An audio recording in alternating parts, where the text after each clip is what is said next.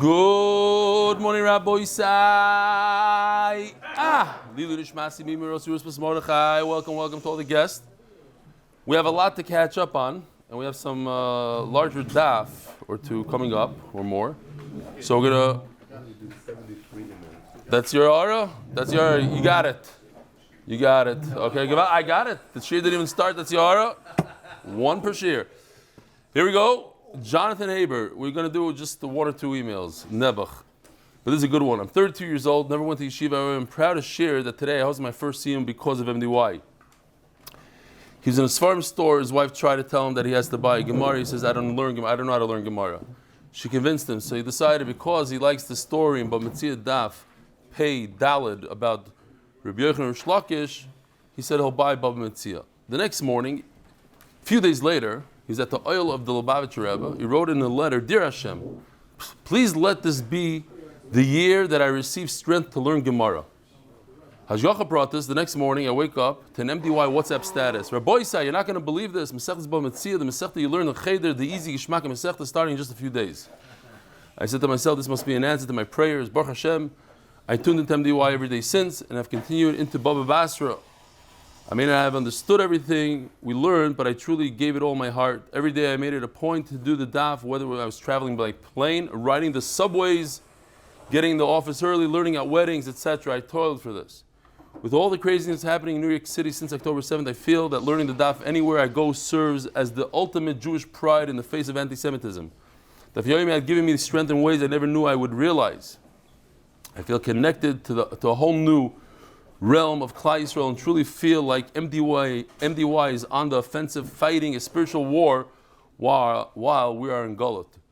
Thank you, Reb Eli, for everything you do for the Olam and helping me and many accomplish this milestone. Baruch Hashem, Johnny Haber, Upper East Side, Manhattan.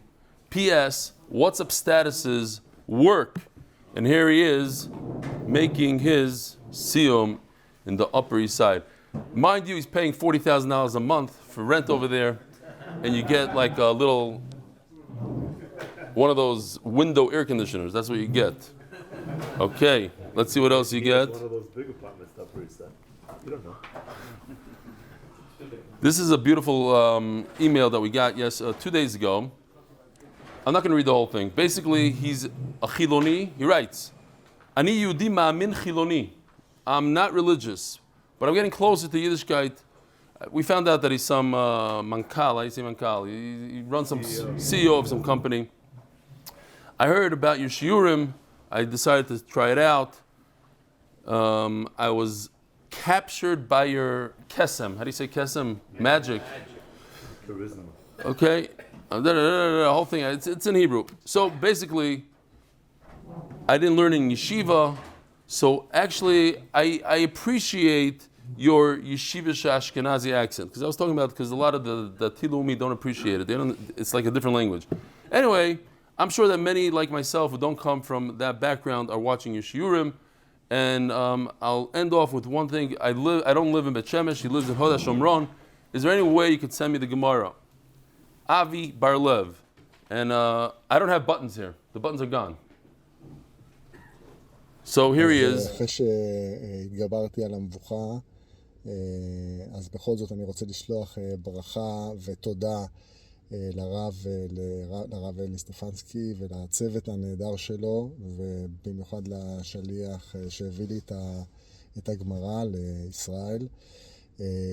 באמת מפעל יוצא דופן, מקרב, חשוב מאין כמוהו.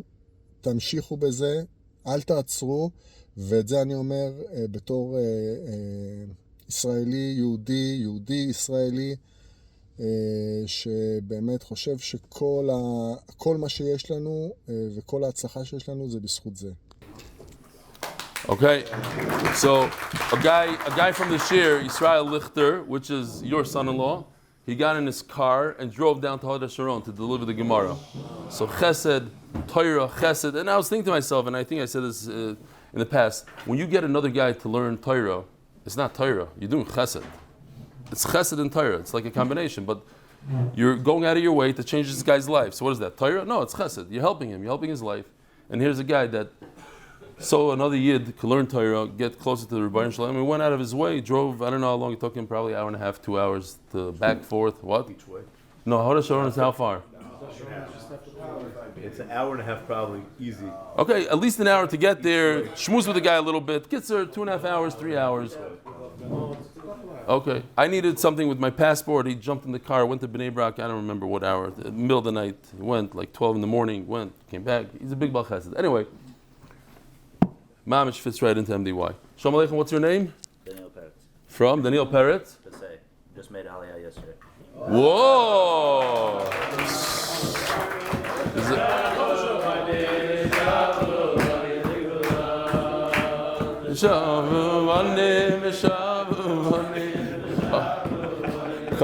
Oh, somebody said I learned wrong shot in the email.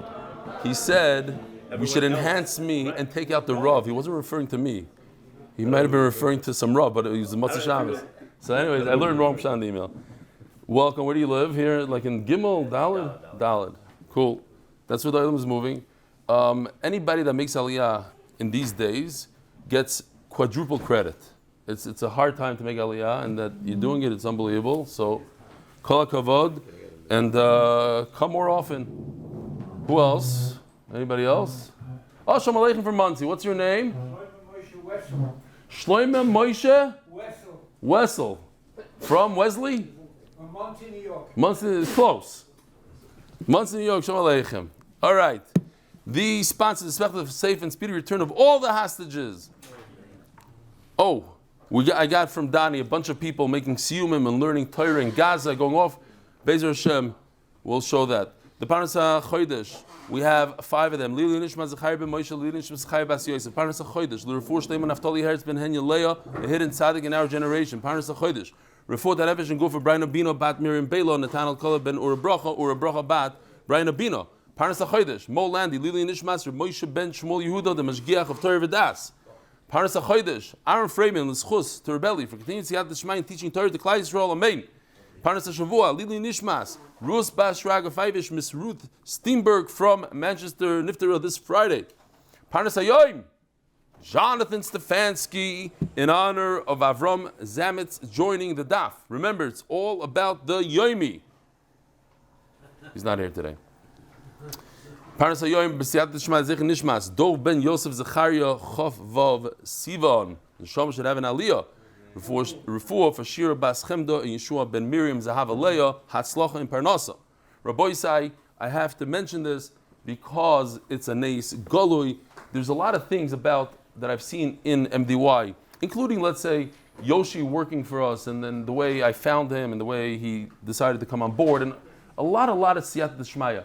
One of the biggest nisim for me, it might not be so important to you, is that I am on a serious streak of 1,700 days today. So, Baruch Shasali Neis B'daf Hazeh, and if I could do it, I promise you anybody could do it. I'm the most inconsistent person. I say this over and over. 1,700 days is a meshugana number. I don't understand it.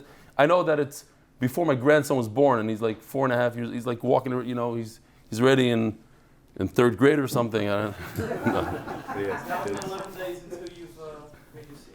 Huh? 1,011 days. Oh, that's right. Good point. 1,011 days until, I guess, the siyum from whenever that streak started in the middle of Nida. Okay. Rabbi Isai, we are holding, there's a lot to accomplish, right by the wide lines on Vav Amud Beis, 2 lines down, over Nachman and Shmuel. So here's question number 1. This is very important stuff for people that live in Ramat Bet Shemesh. You just moved there, so it's negeh to you. It's more negeh here in Eretz Yisrael than it is in America, but a lot of people buy apartments here, and it's negeh to everybody. Is there a problem for me, halachically, legally, for me to build a nice wall right in front of my neighbor's beautiful view? He buys this gorgeous apartment, he has the view of the whole valley, of everything down. I built this giant wall blocking it. Is there a halachic problem with that? I'm across the street, I'm far from him even. I'm 30 feet away, I block his whole view. He actually, you pay more money to get the beach view in a hotel room. You pay more money for an apartment that has a gorgeous view. And you just stole this guy's view. He literally paid $1 million shekel more for the view, and you blocked his view. Halachically, yes or no? Anybody want to jump in on this? Hezekriya is the opposite. Hezekriya means that you are looking into his house. Over here, you're not allowing him to look. you are bimazik Hizriya, literally. You're blinding him. If you blind somebody, you're not over on Hezekriya. You're over on blinding somebody. But anyway, that's question number one. We're going to see soon. That's what we'll be discussing. And question number two is, let's say some of these buildings over here might have a problem. A lot of these guys come around collecting money. Am I allowed to install an intercom system on the building with video surveillance, making sure that these aniyim don't come into my building? I don't know if it's nice or not. Is it mutter? To keep them away. Keep them away. I don't care about ganovim so much. I care about l'chayr not. That you are right. So let's see the Gemara. Omar Rav Nachman Omar Shmuel. Gag hasobach lechatzar chaveroi. Oiseloi make gavoya arba amos. Let's see what we have here. Here's the chatzar. This is a chatzar. How do I know it's a chatzar? Because it has a door. People use it. And this is a gag. I'll put this over here. I need to find a makkah. Arba amos. Here we go. Where can I put this? Oh. So here, I take a wall. I have to build a wall right over here. Now, who has to build this wall? This is a gag. You see, it's like, I don't know, it's just a roof. This is a chatzar. People use this all the time. Who is mechuyev to build this wall? Is it both of them together? One of them? So the answer is one of them has to build the wall. It's the guy from the gag. He's mechuyev to build it because he's the one causing damage to this guy because this guy doesn't know when he's going to show up. He usually doesn't use it.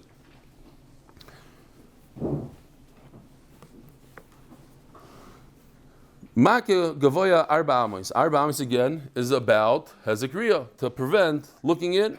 Avabein gag le gag. If there are two different roofs, loy, you don't need. Yesterday we were discussing that there's a Rosh Hashanah between them, so you do need to build a wall, and we said half a wall.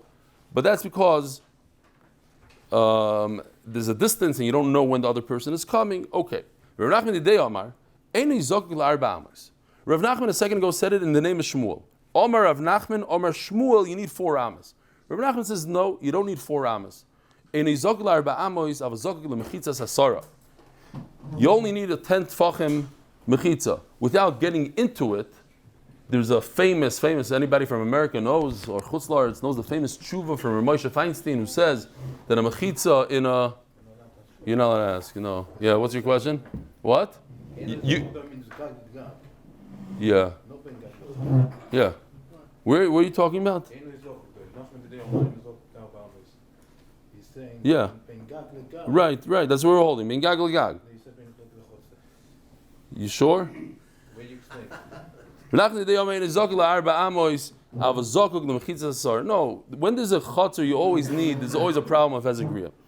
Between 2 roofs, Rav Nachman says you only need 10 tefachim. Now, what does 10 tefachim do exactly?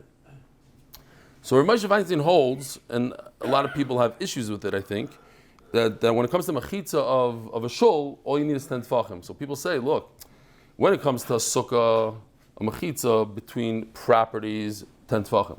When it comes to erva, arayas, hirurim, different things, talking, shmuz, how does 10 tefachim help? Like a mechitza of glass wouldn't help, but a mechitza of glass by sukkah does help. So I think those are the issues that people have with Rav Moshe. But this is what you see over here, is like, you don't need a Hezekriya. It's a similar kind of question here. Over here, it's not a question of Hezekriya, of putting up a nice, sturdy, 8-foot wall. Arba amos is approximately 8 feet, to prevent looking over. Over here, all you need is 10 tefachim. Says Gemara, Lemai, what does it help? Ila Hezekriya, Arba amos Bina. If it's for Hezekriya, you need a much larger wall. Ila nitfas olav kaganov, and if it's so that if the guy goes past that wall, then you realize he's a ganav, he should be scared. All you need is something like this, like just mark off your property. And if he goes over, he's a ganav. And if it's for animals, we learned in Sukkah, the shear for a goat is 3 tfachim. So maybe something that's 3 tfachim. Says Gemara, it's to show the other person don't step over the boundary. Now, you asked me, why don't you just put some marcation, I don't know, some demarcation. He could just go over and say, something fell, I had to go over there.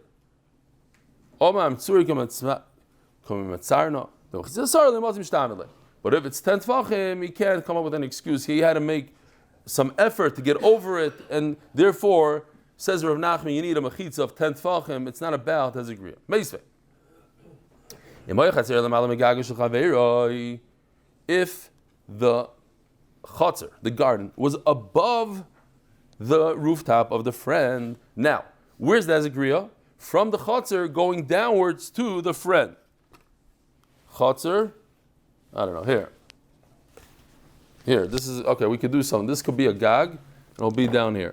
So here's the chotzer, because he has a door chotzer to a gag. I also have this if we want. It doesn't matter. You do this. I was going to do this yesterday. Put it over here. This is gag, and this is chotzer.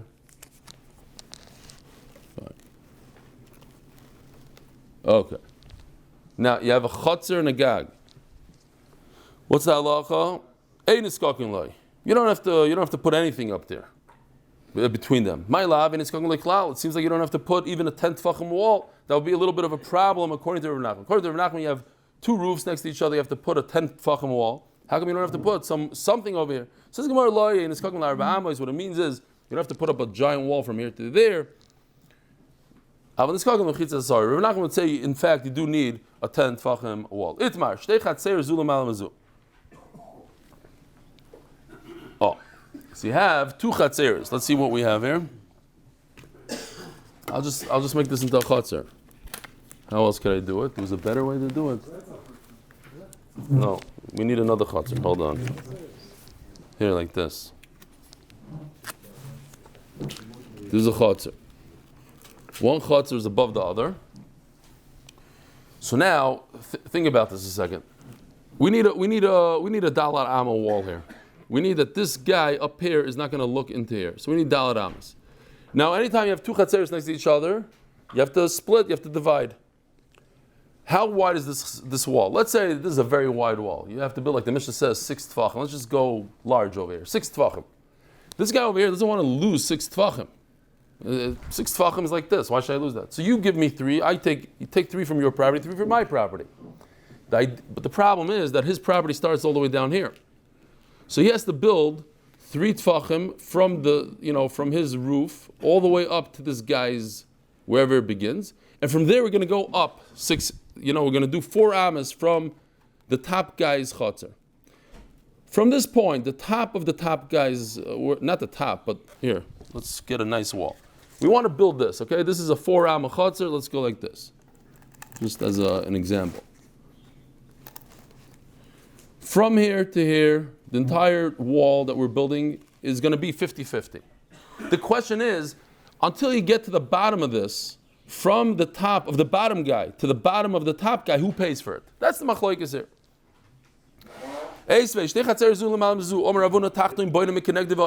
The bottom one has to build on his own. Itmar. The wording is interesting, but it's very simple. The bottom guy has to build until he gets to the top guy. Once he reaches the top guy, both of them build together all the way up 4 amas. Ve'elyoin boina mekenegde v'oila. Ve'elyoin means over here elyon and tachtoin. Boina mekenegde v'oila. Chizda amar elyoin misayeya melamata uboina. Similar to here in Eretz Yisrael. It's not very similar, but it can make us understand a little bit. We all know, let's say Yuval Melamed. Yeah, he's the guy that owns the shul next door. So he got permits. He built 2 rooms outside of his house. He lives, let's say, on the 3rd floor. He has beams going all the way down to the ground, all the way up. He has this 2 rooms sticking out of his building. Beautiful. Let's say the guy that lives on the 4th floor wants to use now he has a nice mirpeset. He has a beautiful. So what happens now? Now, halachically, he would have to give Yuval Melamed half the money of those beams all the way down into the ground. Anybody that wants to use those beams. So that's a similar idea over here. He's on the top. How did you get the wall? How did this wall happen? Well, it had to start somewhere. It had to start over here. So now you have to participate in the building, says Rav Chizda. You have to help out. Rav Huna says, no. I'm only paying for my floor and up. I'm not paying for any beams down below. Chizda Amar Eli Mesayelem Milamatu Baina. Thank you, Rav Chizda. We have a right to Rav Chizda. Shtei chatzeres zulam al mazu. Here, 2 chatzeres, 1 and 2. Lo yoymar elyon hareini Baila mekenegdi va'Oila. Over here it says the upper guy cannot say, I'm going to be selfish, I'll build my own wall from here and up, and I'm not participating in the lower wall. Elo misayem lamato, he has to participate with the bottom one, ubayna.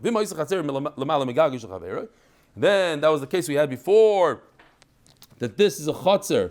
This guy turns into a gag. Yeah, we'll just go like this, gag, for a second. That's the case we had a second ago. He does, and that's what we asked before. Here it says in Zakilay, and what do we explain? It means you don't have to build a 4-amma wall, you only have to build a 10-tfachim wall, according to Rav Nachman. Says the Gemara, terrible, terrible tragedy. I think we're done with this. Okay. Hanubei Trey, David Diary. There were two brothers, Noirevayim. This is the worst story ever. Two brothers. They inherited a 2-flat. First floor, second floor. One lived above, one lived on the bottom. Idbar tatoy. The bottom floor started sinking. So, I might have mentioned this, tell you again. I did a lot of flips on houses. The best one, or the cheapest, I should say the cheapest house I ever bought in my life, was a house in Lincolnwood.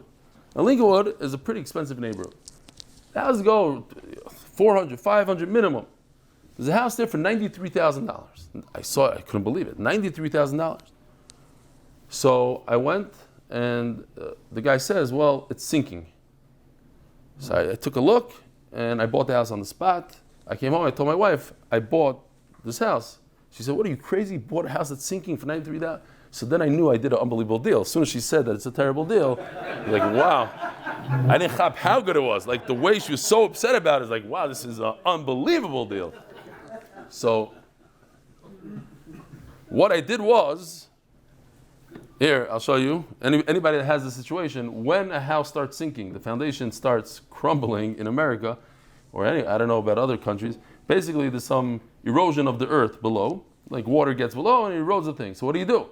So my cheshbon was, if I can't fix it, I'll just knock down the house and then I'll have a lot for $93,000. Just the lot itself is worth more than $93,000.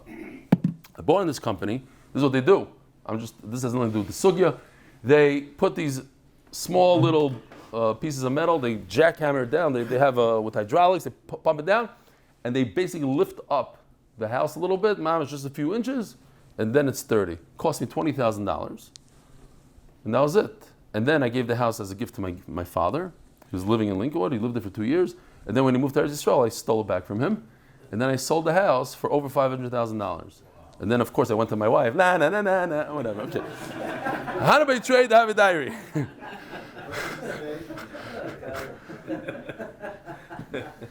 Go ask her. She'll say, I didn't say it at this, but I have Adam. Anyways, how do I trade? No, because I remember specifically, I told Louis Cole, you're not going to believe this. My wife yelled at me for buying the house. He goes, I can't believe it. But so we put her on speaker, said, hey, Louis is on the phone. She says, yeah, it doesn't make any sense. The house is this, it's that, it's the other part of it, it's closer to this. I said, $93,000, how can you go wrong? $93,000, what could go wrong in a $93,000 house? No, she explained to him what his svara was, and then he hung up the phone. I said, one of the better ones. Hanubei trade the have the diary. Hanubei diary the toy. Idbar the toy. Mamish like parshas koirach. It started going into the ground. A brother tells him, we're not talking about two strangers, brothers. Do me a favor, we got to rebuild here, we got to do something. So what does this guy say? He's mamish shvant. Ano shapir kodayirna. I'm doing well. Not only am I doing well, in fact, I enjoy it because now I have less steps to climb up to my house. Everything's gewaldic. Amarlei, istri anov evnei. Do me a favor. You don't want to do it? I'll do it on my own dime. I'll knock down the whole place, rebuild it. You don't have to pay me a penny. Omar, Leslie duchte lemederbo. No, I have a problem. Where am I going to live? Always with the excuses. Omalei, I'll get you a place in the Ramada, and you're fine. Omalei loy tarachno. It's too much for me. So I found this. It's the dvar you're doing, but I was laughing when I saw it. Not laughing. What are the top most stressful things in a person's life? Death of a loved one, I understand. Divorce. Moving. Moving is number 3 in some of these lists. Above, major illness. The guy has yena machla. It's not as bad as moving. As I state, that makes no sense. But okay, as I state. Anyways, moving is very stressful. The guy says, right? It's pretty stressful. this, the boxes, the lift. It takes months. Or you could do like me, 12 suitcases, Shalom Yisrael. Leave everything behind. You don't have. I don't want the stress. So the guy says, I don't know what you're talking about. I can't live here. I push can't live. So he says, Shuva kreisach v'ul, v'shuva kreisach v'puk. We have a beautiful video. Rabbi say, check this out. Here's the guy, the brother on the porch on top.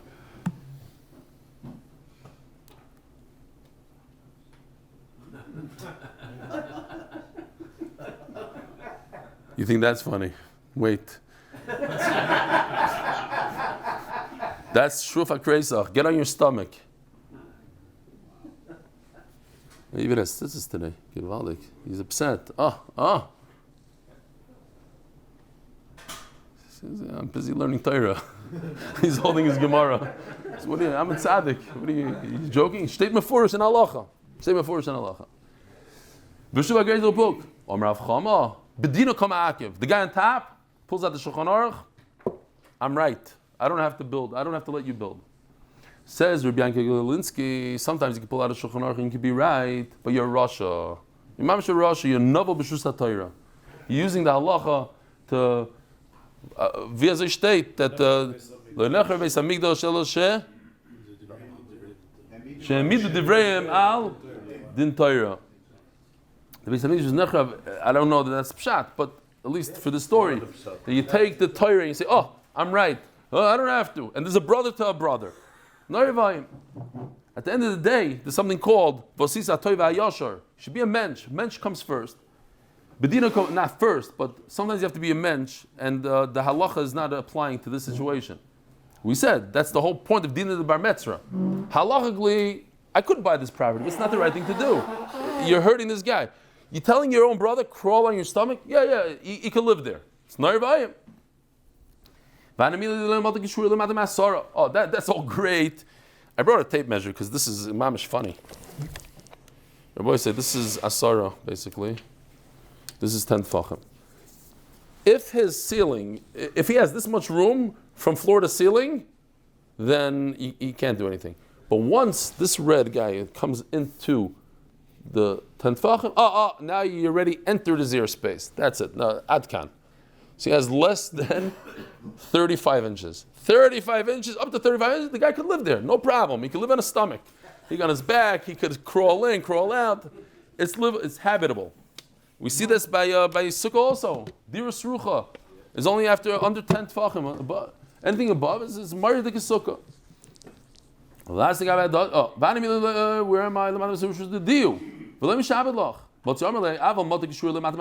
if the beams of his ceiling go into the lower guy's level, he could say, it's my property, and that I don't have to work out with you, and therefore I'm knocking down the house. When the two brothers didn't make any kind of condition. But if the two brothers said, look, I want the lower floor, you take the upper floor, but I have my little suspicion that it's not going to last much, it's going to start sinking soon. Okay, if it sinks, we'll rebuild. Great, sas everybody, then they can build. So what's the big chiddush? The chiddush is, how much does that have to sink? An inch?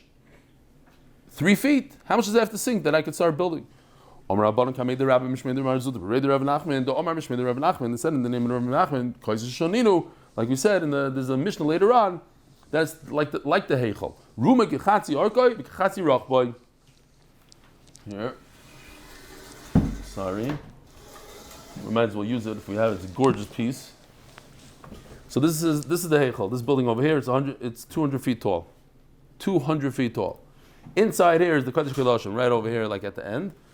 But when you walk in here, there's a room called the Heichel. You have the Shulchan with the Lechem Apanim, the Menorah, you light every day, the Ketayris, the Mizbech HaKetayris. That room is 40 by 20. So all you need to do is half the measurements. You take 40, how much is half of 40?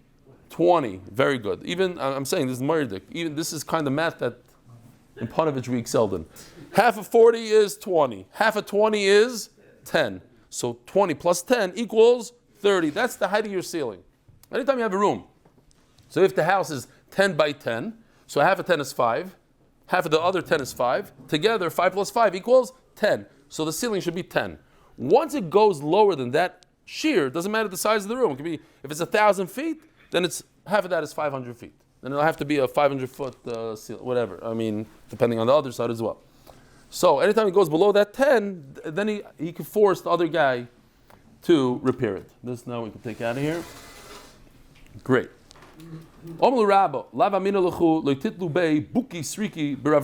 Interesting lashon. By the way, here's just a picture of a house. I'm not sure that the sunk or they just built it like that, but it looks like they built a sunken house. Okay. Buki Sriki just means you said this in the name of Rav Nachman. Now what? That anytime it goes lower, then you have the shiurim of the heichal, the room, and that's the height. Anytime it goes lower than the height, that's empty pitchers, vessels. No, that's not what he said. The shear is like people live, however they live. Vikama, what does that mean? And this is a funny shear. It's not like a solid kind of shear for every generation. Like the bundle of reeds that they sell in Mechayza, I have no idea what that is. There's some sort of bundle of reeds, certain length, that you should be able to get in and out, turn around. Even the height, they say, some say it's on the guy's head. You have to live normal. You have to be able to bring packages into your house. You can't tell a guy to start crawling into his house. There was a guy that started building a wall, a ma'aseh sheb'chol yom. It happens over here also a lot. So he's building a wall right next to his friend's windows, taking away the sunlight. You're making it dark over here. I heard of a true story. It's not like the greatest story in the world, but it's interesting of like the way things work. This guy pulled out, like he started enclosing his impressed, making something, and it really hurt his neighbor's light in the house. But the neighbor's a tzadik. He said, you know what? He heard a ma'aseh from, I think Rav Shteiman. Rav Shteiman used to tell people, just sign. Like if neighbors want to build out, just don't make a whole machlok, just let them sign. I know it's annoying, but what? That's what he said? No. Oh. The farm was on Sorotskin. Yeah. Oh, this is a true story. I wrote it. There's another one of yours. What's the story? Like yesterday. Okay, you know what? That's fine. Go on. So you know what? No, say the story. We have a real master storyteller. Say it. So when I mess up, you'll fix. Fine. This is on Sorotsky. The neighbor ruined the guy's light. So he didn't say a thing. But then later on, he wanted to move. So he's trying to sell the apartment, and nobody wants to buy the apartment. Don't be that guy. No, be that guy. I want him to say the ma'aseh. No, say the ma'aseh. Very simple. The guy they didn't want to let him do it, but he asked a bunch of times. In the end, they gave him permission to build out a porch, and because of that, he said, "I'm going to also make you a porch on top of what I built out. I'm going to give you a porch." You might be talking about two different stories. No, this is the story.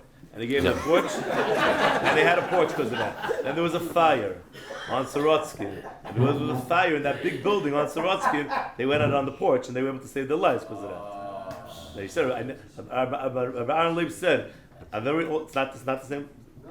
But it's a good story. It's a great ma'aseh. It's better than my story. What's your story? No, my story was that he couldn't sell the apartment because it was too dark. I'm talking about dark here. Maflis alive. It was dark. So people, when you walk in the apartment, everything is dark and there's a wall right in front of your pesach. What was the end of the story? Then the story was that a woman came in and she loved the apartment and she paid full price. And it turned out that she had some sort of degenerate eye thing, and the sun really hurt her eyes. And it was she couldn't find an apartment that had that kind of. It was a constant darkness. Marvelous lie. Not great. I wouldn't write that. I wouldn't write. I would write your story. It was for marvelous lie. Amalei. I love how people know the ma'aseh I'm about to say. It's gewaldig. See, and you said my story also. Say that I know. I know. I am. Listen. King of Morocco. You are the king of Morocco. Correct. What do you want me to do? Oh, you have all the good stories. Including the toilet bowl story. Flushed by the toilet. We're not talking about the toilet bowl story. Now they want to know Different time. Saved by the toilet. Flushed to life. How Eli Stefansky was flushed to life in the Shariashav bungalow colony. Ayin Sham. So he says, listen, I have an idea. I built this wall. I'm not interested in knocking it down. What are you saying? There's no light? I'll build you new windows right above the wall. And I'm gonna build. And first of all, I'm gonna close off your windows. Nobody's gonna tell. I'm gonna paint it nice, and then we'll build you new windows above, and you're gonna have a lot of sunlight. You're gonna ruin my wall by you drilling and cutting out new windows. That's not how you build a window. You have to build it nicely with frames and everything. You're gonna ruin my wall. I'll break down the wall until the windows, and then I'll build new from there up. And I'll build you windows above here, something like this. I'll knock down, let's say the wall was all white. I'll knock down until the windows, close it up with brand new brick, and above the brick, that's where I'm going to build you new windows. When you have an old wall on the bottom, above it's new, like everybody knows, so most of us know, that you can't, cement doesn't adhere to cement. It has to be one piece. You have to build one. You can't build a little bit of cement and come back later and pour more. There's going to always be leaking and all that. It doesn't work. Okay, good point. I'll knock down the wall all the way to the ground. And I'll build a brand new wall. And I'll build you new windows above. One new wall and a bunch of old walls in my house doesn't work. I'll knock down your whole house, brand new house.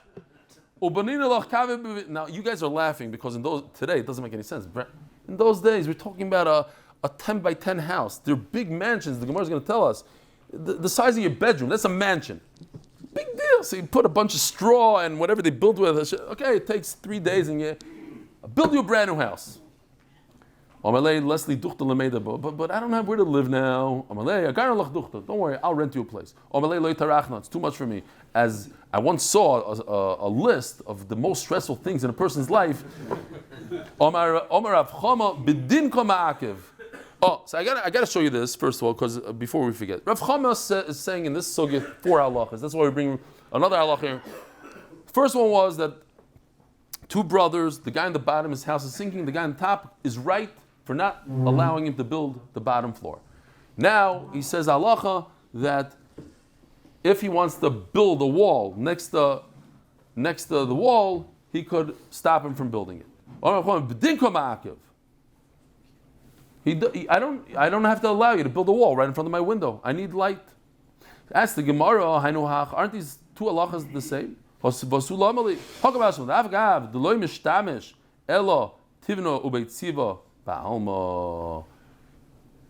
guy is mamish from the best characters. All he uses this house for is for storage. And the guy is willing to rebuild his storage for him and relocate him and do everything. No.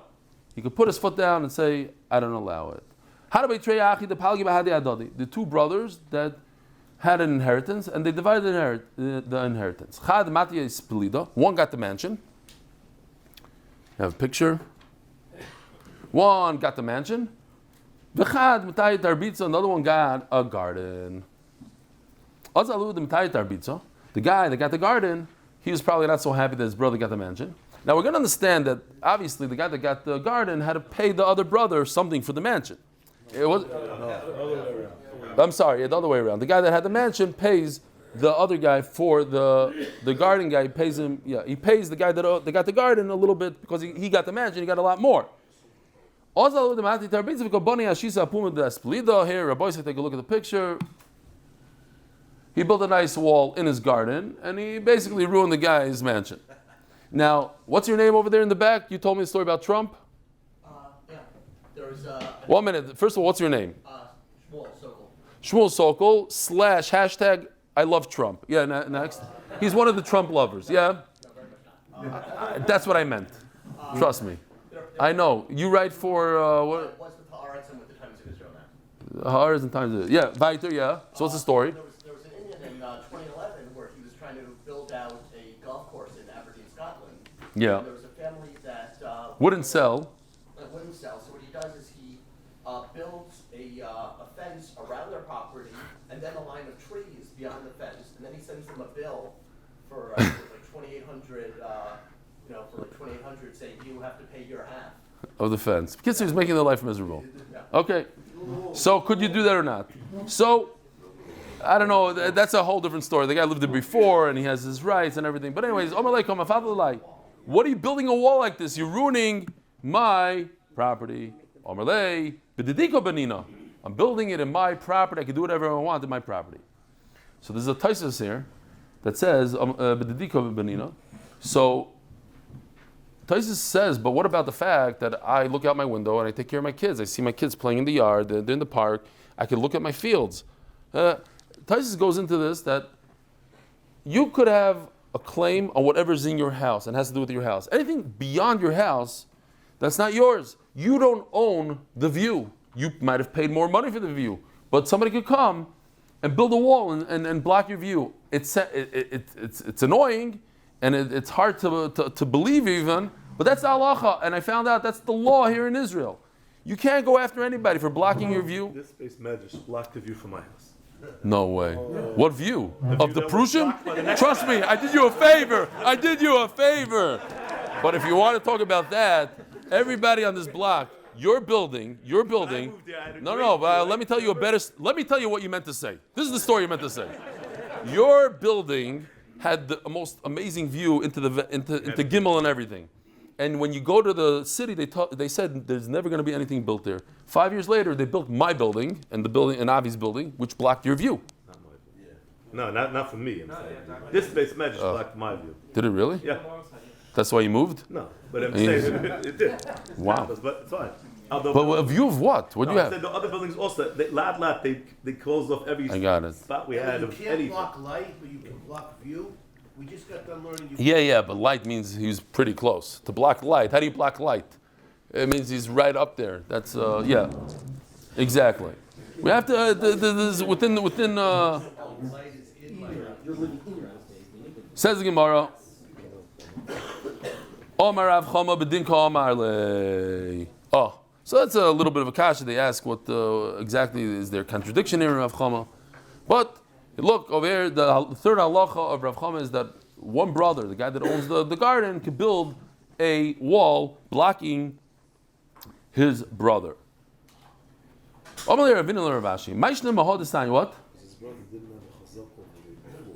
He doesn't have a chazak on the light, excluding the. So let's see. The Gemara is going to discuss it. Why is this any different from what we learned? Two brothers divided inheritance. I think usually the vineyard is much more valuable than the wheat field, and that's how they divided. It seems like let's for argument's sake, they're equal in size. Okay, they're 20 acres each, 20 dunam each. They divided. So the guy from the vineyard could take 4 amas from his brother that has the wheat field and use it for his tractor. It's really his brother's, but he has an easement, 4 amma easement. Obviously, when they divided it, he had to have access to his vineyard for the tractor, so it was understood that he's going to use 4 amas of his brother. So Mela, the question is, what about it by us? They divided, you get the garden, I get the mansion. Obviously, I was agreeing to that because I have a normal house that has light that comes in. Over there, when it comes to the vineyard and the wheat, obviously the guy from the vineyard had to pay up his brother a little because he got a much more valuable piece anyway. So he paid him for that 4 amas. Avalacha. Says the Gemara, Avalacha mai. What? They didn't pay each other. We're talking about crazy people. Oh, you get the gorgeous mansion, the $20 million mansion, and I get an empty field. That doesn't make any sense. The high shokal is pelida, the high shokal tarbitzo. You get a mansion, I get an empty field. And the guy from the mansion didn't pay the guy from the garden. Obviously, he did pay him, and he said, with the light, I need light for my mansion. The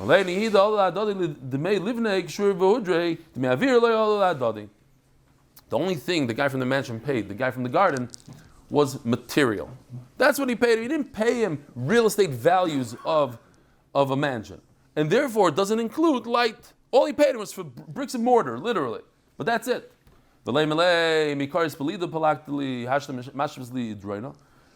wrote in the contract, I get mansion, you get garden.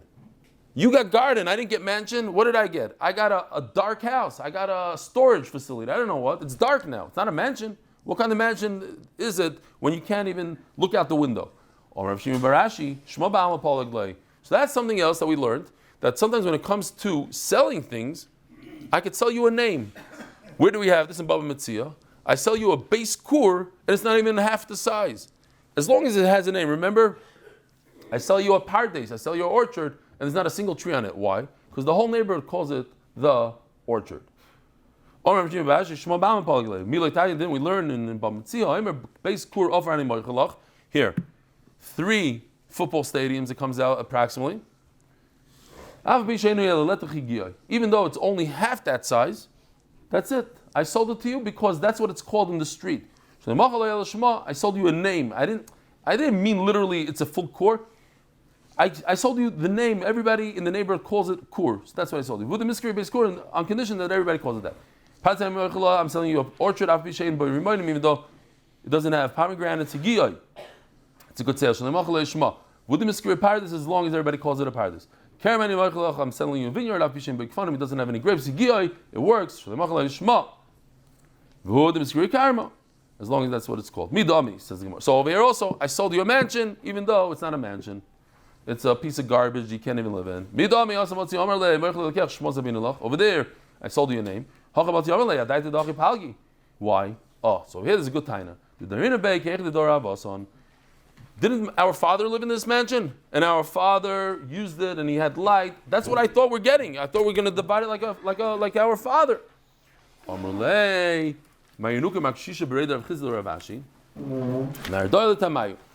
you have the two, we said, even when we learned this in Bava Basra, that they might have had the same name, and then the whole drasha, you have 2 brothers the same name. One was called the older one was called the younger one. Then there was Machlekes Rishonim, if the younger one was actually younger or older, because it could be it's talking about Rav Chizd himself that he was younger when he had him. So Mela, he was older when he had him. So no, he was younger when he had him, therefore he's older. Yeah. Sponsor, I know you're very makbid on this, Yosef. I got it. Turning on the page is sponsored by LifeShare, the first crowdfunding community where families are protected before a tragic death. Nardar l'tamayu. That what? The people from Narda are, where's that map?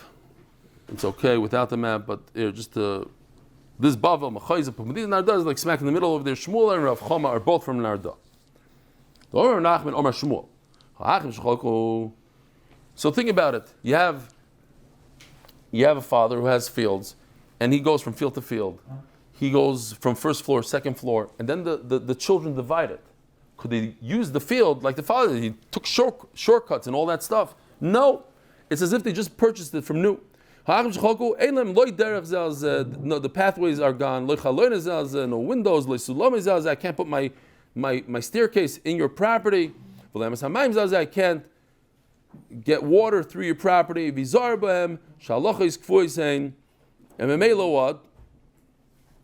That's it. So you lose. So just because you had a taina, the father had a beautiful mansion with light, that's it, that's over. Rava Amar Yesh Lehen, and Rava argues and he says they could put a ladder, they could use the windows and everything else. How started the asma? There's another halacha, the final halacha of Rabbi Chama is about a shtar from Yisayim. Simple halacha. The Yisayim are owed money by the borrower, and their father died. Now somebody owes them money. So they go to the guy and say, you owe my father $1 million. He says, look, I have a receipt, I paid your father.